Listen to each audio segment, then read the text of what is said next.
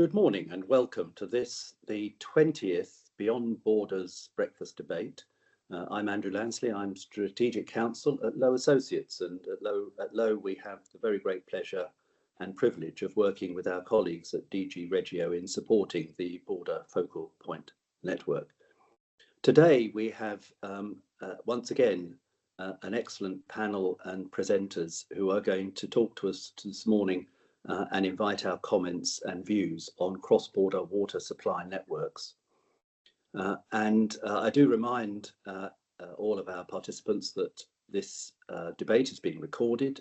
It will be available for people to catch up on the Futurium platform. And during our debates, we always welcome the contributions from all of our participants. Do please use the chat function both to place questions, which I can use to ask our panelists, and also very often on the chat it's very useful to have links and other references so that others can access the materials to which they have referred. So this morning on cross-border water supply networks, the rivers of Europe, of course, are a vital issue, always have been. Through our history in Europe, rivers have been central to our trade, to our transport, to our livelihoods. But also in history, they've also often been borders and boundaries. Today, rivers remain vital to Europe, but in the modern Europe, we see rivers as connecting us, not dividing us. But the supply of water, particularly of high quality drinking water, the need for river basin management, the challenges of climate change and of environmental protection. These are all issues we need to address together. So today's debate is to explore how we can best achieve this. Of course, we will look at the challenges, at the obstacles, but especially we will hear about the solutions and the good practice and the benefits which flow from that good practice. So let me start by inviting you, our audience, to take a view yourselves in the first of our two polls. We'll have two polls during the course of our debate this morning. And the first poll is to ask all of you the question: what is the most significant benefit of effective cross-border water supply management? What is the most significant benefit? And there are 5 options: the equitable distribution of resources, environmental protection, sustainable development and resilience against climate change, the reduction or elimination of conflict over shared water resources, and efficient water utilization. Please choose one of those, but if you think there is a benefit other than those 5, which we should regard as the most significant, do please vote for other, but it'd be really interesting if you have a specific additional benefit, please pop it up on the chat so we know what additional benefits we should refer to. Now, before I introduce our first speaker, I also want to draw your attention to an article. I'm sure many in our debate this morning will be aware that we had a very successful first intake of Youth for Cooperation cross-border ambassadors. We're now on the second intake, but one of our first intake, Inés Margarida Melo from Portugal, just recently put up an article about the water supply management and the challenges in the Tamega River Basin in Portugal.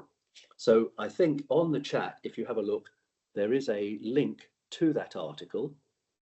And if not now, then please take a moment later in the day to look at that article and see Inés' views recorded there.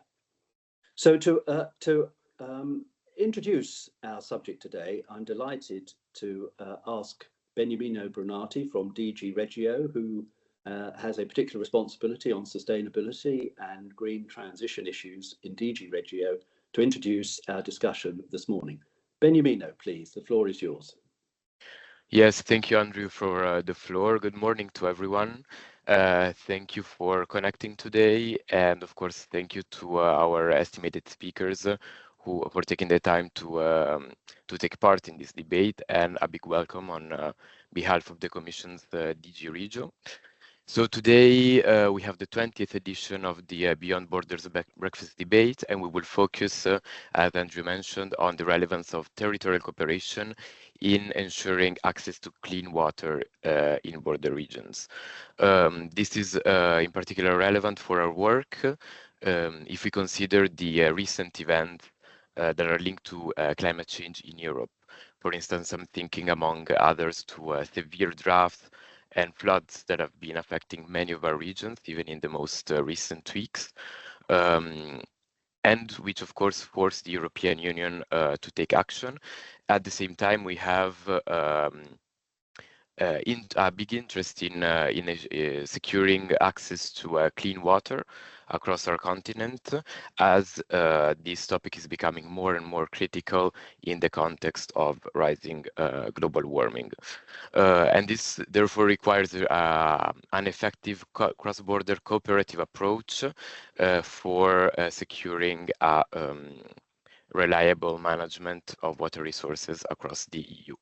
So certainly Interact funds are mobilized to support water management actions related to that. We have in particular close to 300 million euros of planned investment under policy objective 2, Greener Europe, under cohesion policy, and in particular mobilized within Interreg programs. And of course, you will discover this morning in just a few minutes a clear example of Interreg projects active on this, thanks to Mr. Engelhardt's presentation on the Pawina project. Then the work of DG REGIO goes further than just funding projects. So with the border focal point, we support institutional cooperation that goes beyond funding through initiatives, as you know, as B Solutions. We have B Solution has provided support to municipalities who are willing to develop trans-border water supply networks, in particular between Lithuania and Poland, whose national legislation did not provide a relevant framework in this regard. So this morning we will have the pleasure to hear from the expert in charge of this B Solution case, Mr. Skamaročius. Then for another example of B Solutions along the border between Latvia and Lithuania, common action and management was needed in order to improve and preserve the water quality and conservation across this border. And thanks to B Solution, Latvian and Lithuanian institutions succeeded in setting up a unified database for both countries that gathers the agreement of the stakeholders involved on groundwater and harmonizing data methods. So I would invite you to stay connected until the very end of this meeting, as we will also count on a brief intervention from Mr. Raffaele Viaggi from Mission Opérationnelle Transfrontalière. He will present a recently launched call for proposal, Resilient Borders. So I will stop right here to leave the floor to our estimated speakers and wish you all a fruitful debate. And I invite, of course, our estimated audience to take active part in this by answering the polls and by providing us with your input and opinion in the chat. Thank you very much and have a good debate. Thank you very much, Beniamino. That's a great introduction. And we have a number of responses to our first poll. Let me just quickly look to that, which has suggested that equitable distribution of resources and efficient infrastructure utilization are the leading benefits in the view of a number of our participants. Others felt sustainable development and resilience against climate change was important, but a fewer number referred to the reduction and elimination of potential conflicts over shared water resources and environmental protection, respectively. So those are some of the key benefits there are about distribution of water resources and infrastructure utilization. These are very practical benefits that are able to be achieved. Let's turn to one of those important practical projects. Beniamino introduced the Pawina project, and we have the important opportunity to hear directly from Martin Engelhard, who is an elected alderman in Bad Bergzabern. Could you please tell us, Martin, about the Pawina project, and perhaps also what led to the project and the conditions that gave rise to the needs that you've met? Martin, over to you. Yes, good morning to everybody. Good morning. Yeah, the Pawina project has started in principle in 1999. Why? Because at that time the German and French water suppliers for the first time created a special institution, the cross-border special purpose association Wissembourg-Bad Bergzabern, in order to manage a common ground resource water basin, very large. And at that time, we decided that there is a common management. And the common management was done by this association. And this was only limited to the Verbandsgemeinde Bad Bergzabern and the city of Wissembourg. This had a long tradition, but then the other water suppliers around didn't want to share this because there was no need. But due to the climate change, the traditional water resources, mainly the springs in the North Vosges and the Pfälzerwald, weren't sufficient to supply the communities in summertime. And then there was two accidents where there was a break under of a water pipeline under a railway. And for the first time, this cross-border association could deliver most of the missing part to you see the Syndicat mixed on the blue one. Can you see my mouse? Yeah. Yes, but it's not moving. It's not moving. Okay. I'm moving it, but it doesn't. It is now. It is now. Thank you. Okay. It is moving. Yet, this is the Syndicat mixed de la région de Wissembourg.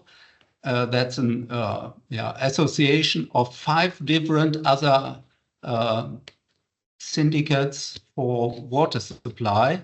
They had here near the Rhine, there was this accident, and due to this break, they had no water for all this region here. And the Verbandsgemeinde, you see this here, we had this forage near the border here, you find the border, and we could deliver, back please, yeah, and we could deliver the water via the city of Wissembourg to this region. And this happened 2 times, and this led to a change in the opinion.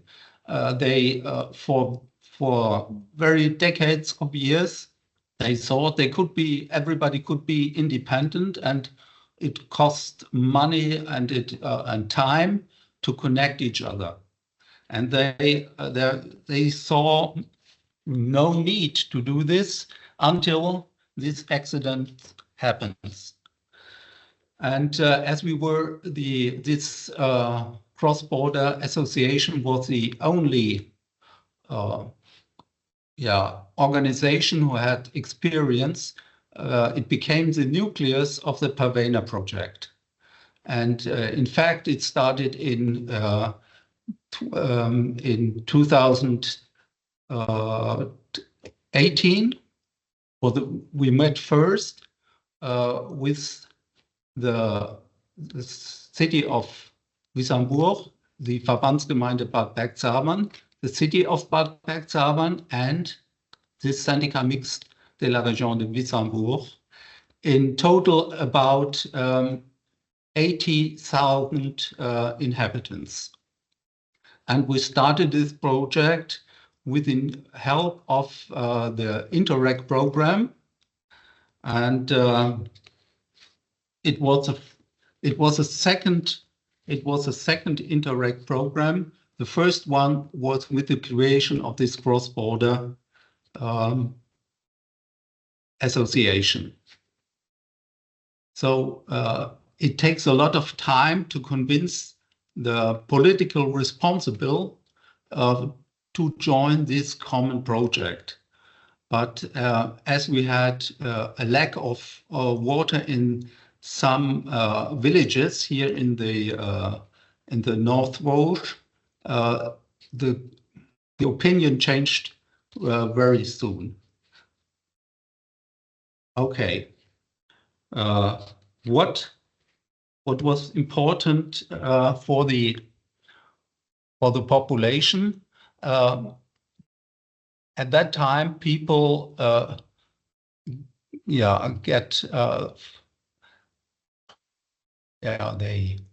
they mentioned for the first time they were alerted because there was not enough water, and there were some restriction, and so everybody made pressure on the politicians to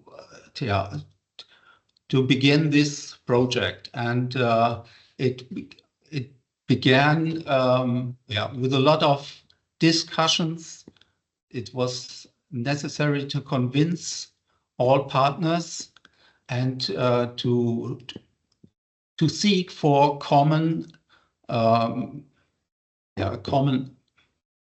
effort to do this. Okay, so far to the first questions. Do you have any questions that I can answer? Thank you very much, Martin. Could you just tell us maybe what are the principal benefits which the population have seen? Is it about access to water supply and drinking water quality? And if you recall, some of our respondents felt that efficient infrastructure was really important. Would it be correct to say really what you have achieved is about putting a more efficient infrastructure in place by working together across the border? With this project, we could ensure that at any time the population has a secure water supply. In the summer times, due to the climate change, as I already said, the springs in the north of Vosges and the Pfälzerwald didn't bring enough water, and they had even to provide water by trucks in some villages because there was not enough water from the springs. And now we connected all our pipelines, and we have an alternated supply. In winter, we take the water of the springs, and in summer, we take it from this forage. This is the deep water basin I already told. So we have we prevented an extra supplement forage.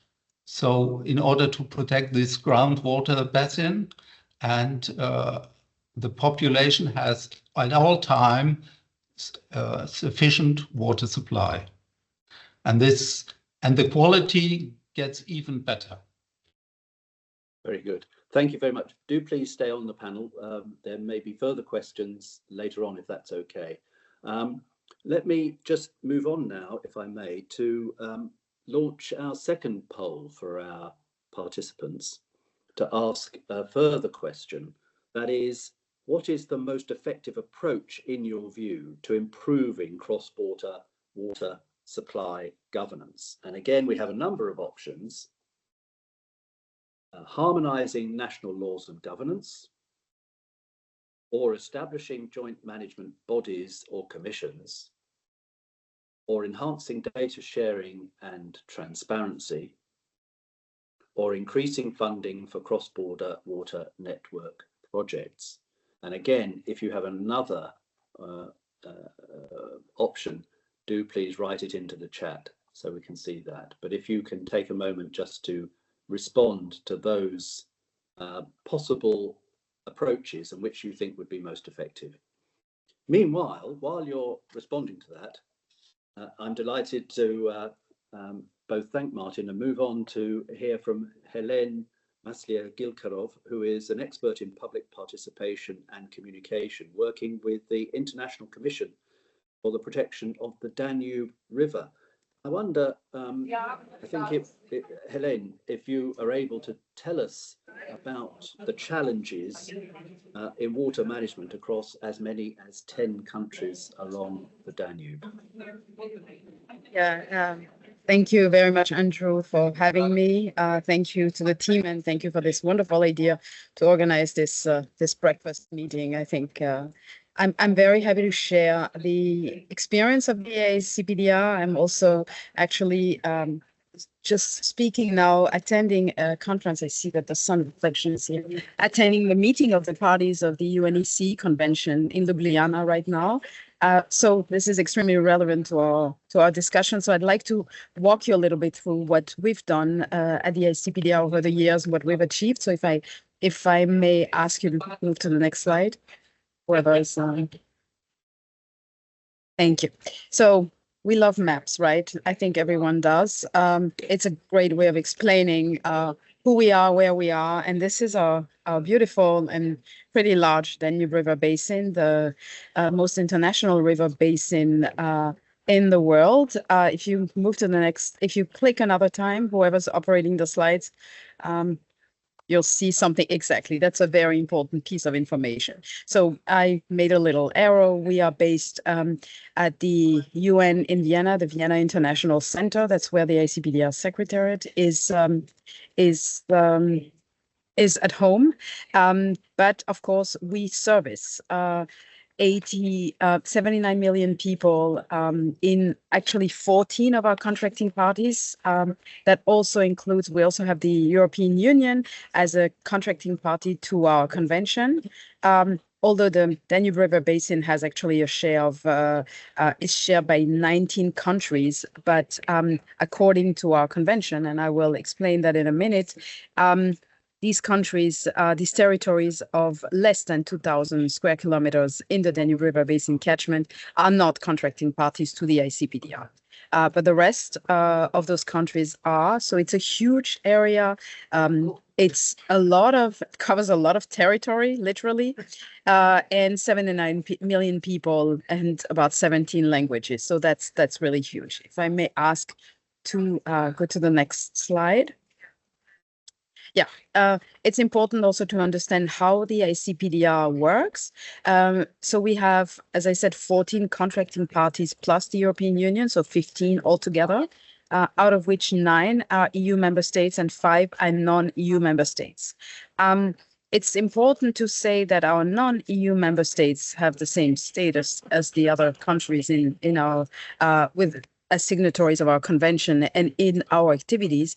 And I think it's also important to say that almost all ICPDR contracting parties who are not non-EU member states have in one way or another already entered accession processes, so for our candidate countries. So the ICPDR has also become over time a good accession element. Yes, you can continue to the next slide. There's something wrong on my end? No, okay. All right. So how is the ICPDR set up? It's based on a legal instrument, on a convention. That's what we do when we create transboundary commissions, river commissions. So the Danube River Protection Convention is actually called the Convention on Cooperation for the Protection and Sustainable Use of the River Danube. A very important convention that aligns with the objectives of the UNEC Water Convention. And its main objective is to ensure that surface waters and groundwater within the Danube River Basin are managed and used sustainably and equitably. Some history here, when it came into force, the signatories, yes, and I can move to the next slide, but it's the legal instrument for cooperation and transboundary water management in the Danube River Basin.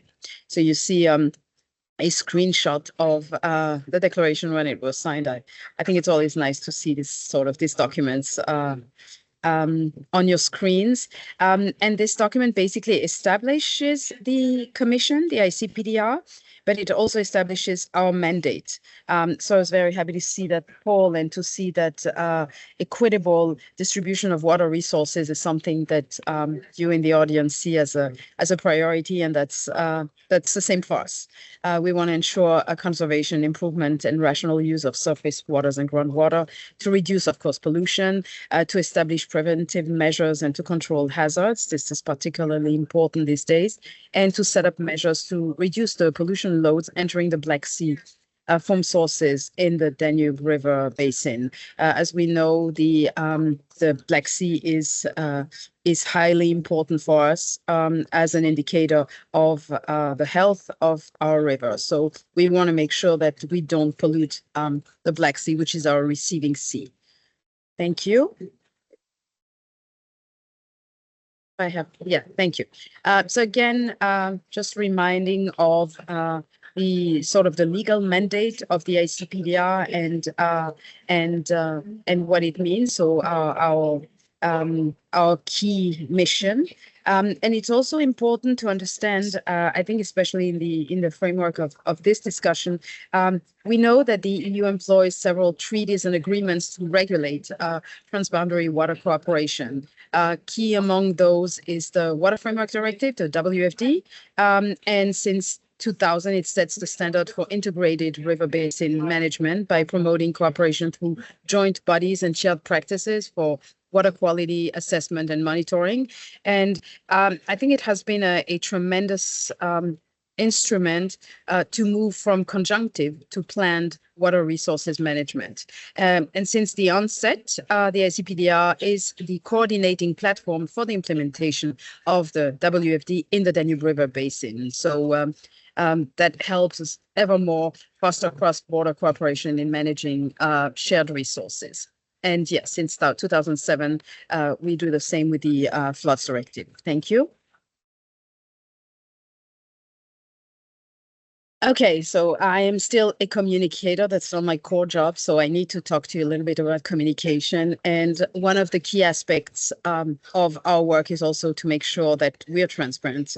This is inscribed in our convention. This is inscribed in the WFD as well. It's important to make sure that within our cycles, we inform all stakeholders and we are constantly in contact with them.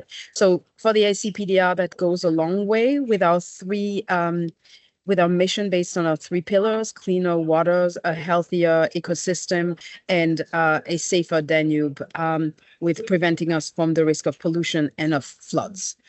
So cleaner, healthier, and safer is sort of the way we communicate with the public, and we make sure that they understand our mission and they understand that they are part of this mission. And how does that work? With public information, stakeholder consultation processes with each management cycle. Of course, a lot of information online, offline, social media has played a crucial role. Particularly important to make sure that we bring out this correct information out there, and that we make sure that there are no misconceptions and that the trust that we've established with our countries remains. Thank you. I would say that we at the ICPDR are basing our work on two governing principles. The first one is that the basin-wide approach, so the cooperation in the basin, is the only approach to properly manage water resources. You need to work together. You need to be to consult. You need to be adaptable together. And river basin management is really the only functioning water management mechanism. We've seen this. It works. It brings tremendous results. I wish I had more time to bring some figures, but I can assure you that it works. And I can also link you to our river basin management plans and our public brochures explaining how that work is done. The backbone of the ICPDR is, of course, the legal international mandate of the convention. You need legal instruments to implement policy. But we also need our expert groups. They're particularly important. We have what we call a bottom-up approach. The experts sort of bring the information to the policymakers, who then can make more, how should I say, better decisions based on what they hear in the expert groups. There's a lot of exchange. It's particularly interesting. The ICPDR's working language is English. I'd like to say that because a lot of river commissions have other languages and have a lot of translating services, etc. We cut a lot on this by working in English and by basically making sure that that there's no time wasted whatsoever. I mean, you won't say time wasted, of course, on translation, but still that we're more efficient by having one working language. And of course, public participation is important, as I said, within the management cycle, but with everyday life. We are in touch with our stakeholders each and every day, and with our 24 observer organizations that come from academia, NGOs, you call it from different sectors. We have navigation, we have agriculture, we have fisheries, we have national parks, we have other projects. So to make sure that we're constantly in a civilized and good and friendly dialogue based on trust and transparency. Thank you. Yeah. Data is particularly important, especially in this line of work. You need to collect data. Once you've collected data, you can identify issues and responses, and you can implement measures. This is the Transnational Monitoring Network. This is before preceded the ICPDR. So monitoring, collecting data, making sure that the data is trustworthy, that there's trust in what we show, that the information is verified, is key to implementing proper measures. So that's really a key, that's a foundation of our work to make sure that the data is collected, that we identify issues, that we can create responses, measures, and as we said, that we can implement measures. Thank you.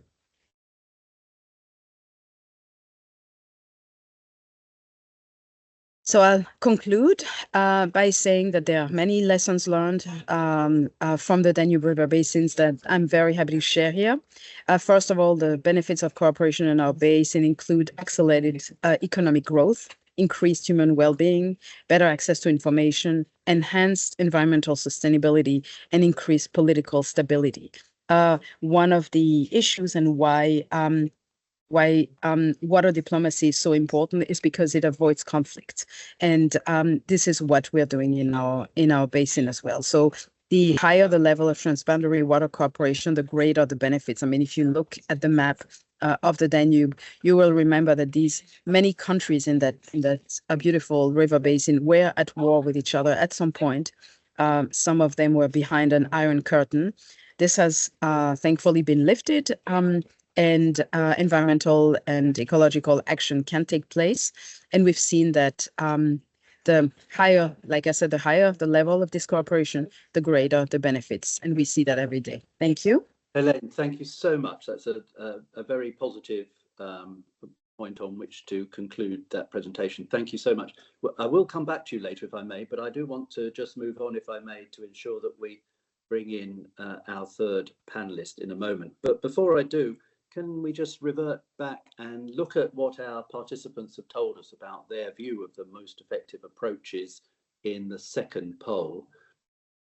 Let's have a look there. So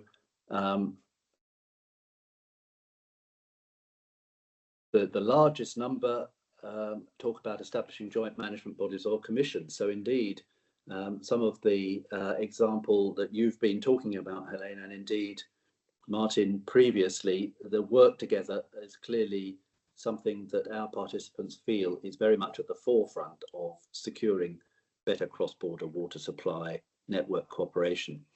So let's turn now, if I may, to Gintaras Skamaročius, who is an independent expert working on the cross-border drinking water supply network in Lithuania and Poland. Gintaras, if you'd be kind enough to tell us about some of the obstacles that you faced that led you to this important example of how you use the B Solutions case to solve those problems. Please, the floor is yours. Good morning. Morning. Good morning. Short in history. In Lithuania and Poland, in border area, after World War II, the Soviet system deported people from the border zone. From the present border area on Lithuanian side, evicted residents and physically destroyed all infrastructure. Up to Schengen in 2009, it was forbidden not only to live here, but also to visit or perform economic activities. And after the end of these bans, part of a population is returning to live in the former border area, where there are villages with less than 500 people each. However, the EU programs for Lithuania had set the condition that only villages with less than 500 people each can receive support for the supply of drinking water. So the small villages of the former border did not receive the EU support for the renovation or installation of drinking water supply networks. Kalvarė municipality received only 91,000 euro support for the investment in drinking water networks in the border elderships from the EU centralized programs. The villages on the Polish side remained after the war without any border zone restrictions on living in this zone. Many of their villages have drinking water networks in the border area. I conducted a study on how and under what conditions it is possible to build water networks from Poland to Lithuania or vice versa. How and under what condition can water be purchased or supplied across the border? It was the main objectives of this study case. And I can only set the second slide, please. The drinking water supply service is licensed in Lithuania and in Poland the same. The water supply or its branch must be registered in Lithuania, and legally anything is possible. Such a service does not generate much revenue if there are few users. It pays to provide it as additional or daily compensation for network installation support. When the number of consumers is small and the network are very long, it is cheaper to install separate water supply wells in each homestead, or for 2 or 3 homesteads with mini networks. In this border zone, the shallow groundwater contains undesirable levels of chlorine and lime. Better water is deeper, it will cost more. We have nature requirements to limit the number and depth of wells. So we must have the political will to ensure normal, healthy living or working conditions so the people living on the border and their guests, businesses and tourists. So sometimes it is safer for nature to install centralized water supply networks and for new users to connect to them a year, two, or later. And in this case, a principled decision and support is needed. And the second slide, please. Border municipalities should sign bilateral agreements, and after evaluating the balance between territorial and economical principles to develop territorial infrastructure, including providing permits sorry to interrupt, Gintaras, sorry to interrupt. I think we need to move the slide forward. Yeah, there we go. Thank you. Sorry to interrupt. So all municipalities could sign these agreements to help for another neighboring municipalities to develop licensed activities in its territory, including drinking water supply. And this situation we discussed with all municipalities across the border, local municipalities and regional and national municipalities. So the main information municipalities and state institutions has about possibilities to cooperate in this area. And I think we need only political will and support from some EU program for villages less than 500 people or the citizens. And in last slide, please.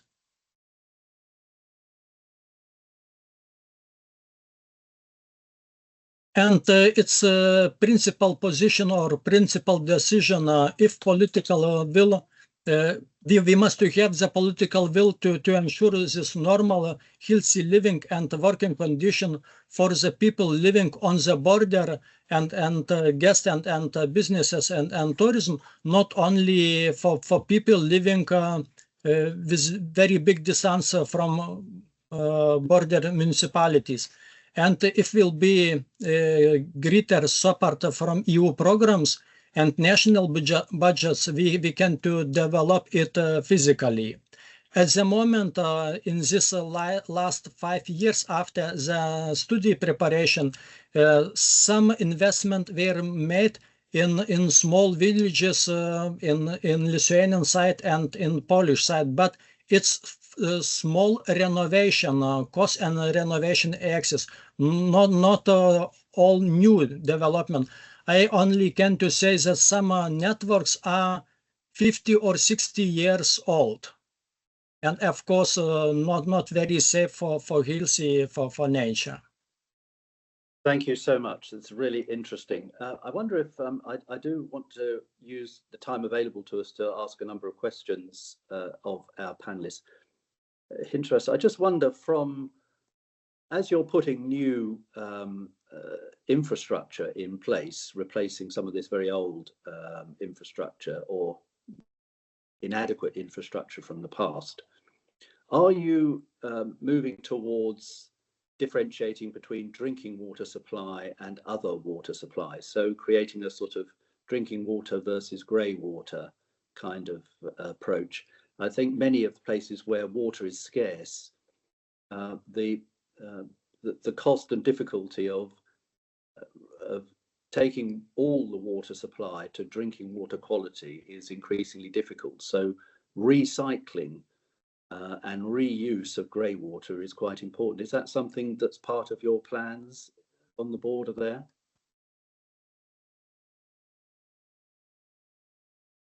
In Lithuanian and in Poland, we have a different condition. For example, in Poland, we can to build only network for drinking water. In Lithuanian, strictly is a condition to develop both drinking and wastewater. So we has a double expensive investment in Lithuanian side. but our position, if we would like to create the condition for people, for businesses, we should develop separate places, small places for small villages, or nets for networks, and this possibilities to join in future for another people who will come later. Thank you very much. That's very interesting.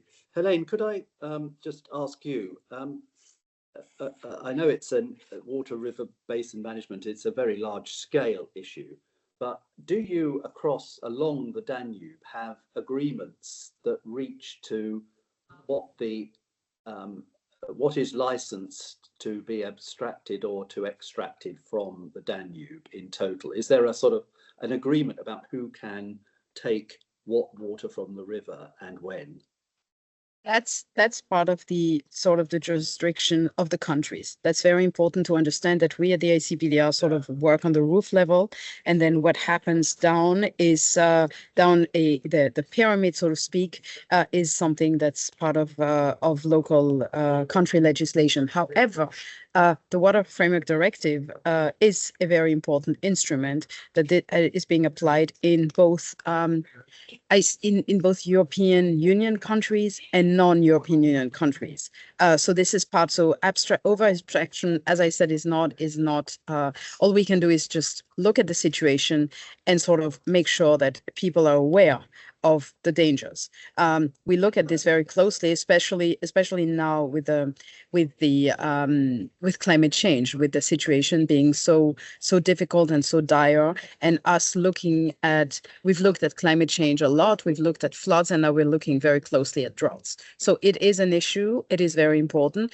But the same way for floods, I think this is also very important to understand. We're governed by a solidarity principle that makes sure that if you're flooded, you're not going to go and throw your water downstream to make sure that your neighbor is going to be flooded, right? So these are all instruments that are in place, but it's, of course, all we can do is advise the countries.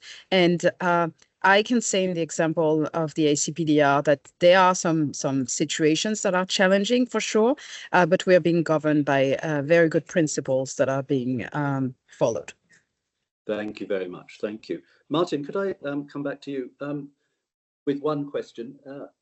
Is it part of your cooperation that you are trying to reduce water usage? I know in my own territory, we're trying to bring usage down to 110 litres per day per person.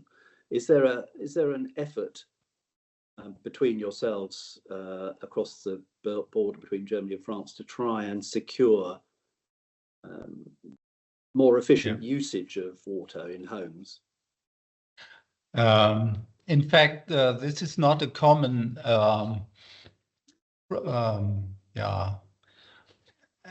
project, but as water is relatively expensive, every water supplier noticed that the consumption is constantly going down.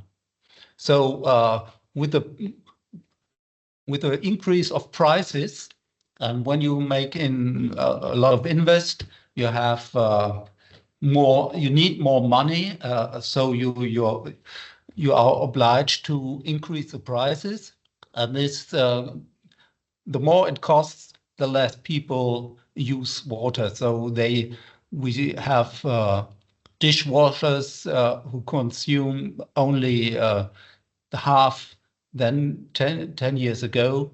So people invest in new machines, and we notice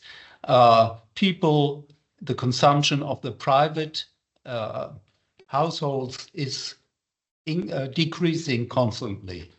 So we need no special effort for this question. Thank you very much. Thank you, Martin. And thank you to each of our panelists. It's been really interesting and important to hear about some of the examples of how you're working. So let me, if I may, we have a few minutes available to us, turn to Raffaele. Raffaele, you are going to tell us about the Resilient Borders call for proposals. We'd be delighted to hear from you. Raffaele Viergi, please tell us more about this call for proposals. Exactly. Thank you, Andrew, and thank you for all these inspiring examples. I can tell that after hearing all of this, I'm even more convinced about the relevance of this topic of water with the resilient border call, which water is governance, water is also spatial planning. So I can really tell that we're in perfect synergy on this issue. So this is a call that we have launched at the very beginning of October. It's a very nice opportunity to all of you. We, the MOT, so Mission Opérationnelle Transfrontalière, as cross-border cooperation experts, are managing it in partnership with the ABR, so the Association of European Border Regions.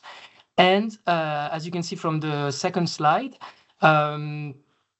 we will be selecting, we're managing it for the DG REGIO, of course, and we'll be selecting 20 pilot sites all across Europe. So 10 on the first strand, the first lot, which is crisis management. So as you can imagine, water is perfectly eligible, water issues are perfectly eligible in this lot. So 10 pilot sites on crisis management and 10 other on spatial planning and governance issues. So each pilot site will receive up to 40,000 euros to develop spatial plans, crisis management plans, for instance, in your region. And eligible bodies are local and regional authorities, bordering neighboring states and neighboring member state, or also cross-border cooperation structures such as EGTCs, for instance. If you move to next slide, please. Yes, so the main document that you can base on to apply for the crisis management lot is this a publication which was published at the beginning of the year, a couple of months ago, which is about strengthening the resilience of the EU border regions, and it's really about crisis management. So you will find very interesting maps, border fishes, also for basically for every border region in Europe. You will find interesting insights on how to manage floods, geohazards, other types of natural and non-natural hazards. So this is a very interesting document that we really invite you to go through it to prepare your application.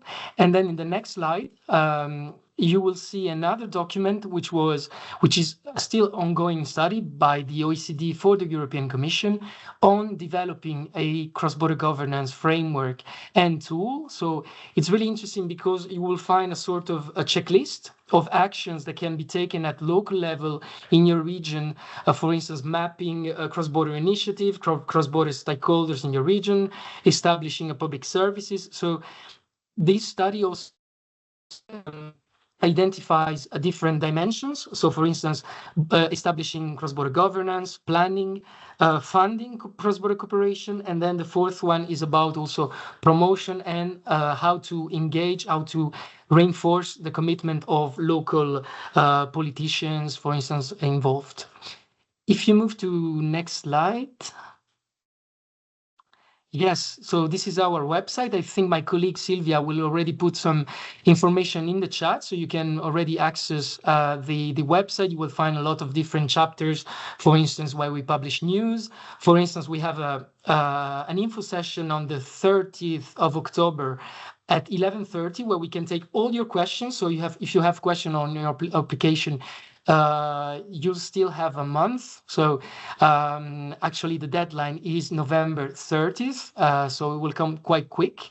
And then on our website, you will also be able to download the call for proposal. So it's a PDF. It's about 15 pages with all the information to apply. Eligible actions, for instance, you can finance staff costs, translation, and other type of studies, etc. And finally, yes, the very last slide. just to remind you that, yes, the deadline is really coming quick. So you basically have a bit more than a month to apply. We are there at the APR and the MOT to answer all your questions, to support you in your application. We are already starting receiving some questions about eligibility, geographic scope of the plan, for instance. So really feel free to get in contact with us.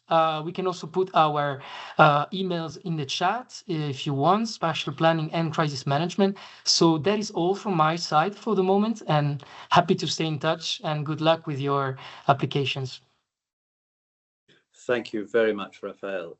That's information session next Wednesday, October the 30th, and applications by November the 30th. So that's easy to remember, the 30th of October for information, exactly, and the 30th of November for proposals. Super. Thank you very much indeed for alerting everybody to all of those terrific opportunities. Can I just revert back to thanking all of our speakers for most interesting presentations this morning and responding to questions. As I think Hélène so clearly said, the Danube in its history has been sometimes a source of conflict and division, and people have fought over the Danube. But now, unlike other parts of the world where scarce water and the availability of water supply is often a source of conflict, in Europe, it's a basis for cooperation, and that is a terrific and positive sense. But it does need practical solutions, and I think many of you, in responding to our polls this morning, have said, yes, let's get an efficient infrastructure, let's ensure an equitable distribution of resources, let's put in place the bodies or the commissions, the cross-border structures that enable this to happen. We had some terrific examples both from Martin and from Hélène about those structures, and indeed from Gintaras, a great example about how when you meet these obstacles, there are B solutions and administrative solutions that can be deployed in an action plan to remedy some of these obstacles and use water resources more effectively. I think at the heart of what we were discussing today was the fact that water is a scarce, valuable resource that is central to our environmental objectives, but is often challenged by climate change, both in terms of drought and flooding. We see more of both. And river basin management, as Hélène said, is a central mechanism for achieving the better management of those resources and the ability to respond to those crises when they occur. So a big thank you to our friends at Beniamino, to all our friends at DG REGIO. Thank you for being with us this morning, everybody. Do look on Futurium for the continuing debates and for the availability of the 21st Borders Breakfast debate. Do note on the chat that for those who wish to follow up, I'm sure many of you will want to look in more detail at some of the presentations we've had today and the background to those. They are available. We've got links put up on the chat that will enable you to do that. Thank you all very much. Our time is complete, and we do wish you all a very successful day ahead. Do use your water wisely, I think would be a marvellous way in which to stop. Use your water wisely and have a very good day in the day ahead. Thank you very much. Thank you. Bye. Thank you and bye. Thank you. Thank you, Ginta. Thank you, Martin. Thank you, Hélène. Terrific. Thank you, Raphael. That's a great call for proposals there. It's really interesting. Really good. Waiting for the application now. Yeah. Have a nice day. Bye. Bye-bye now. Thanks very much, everybody.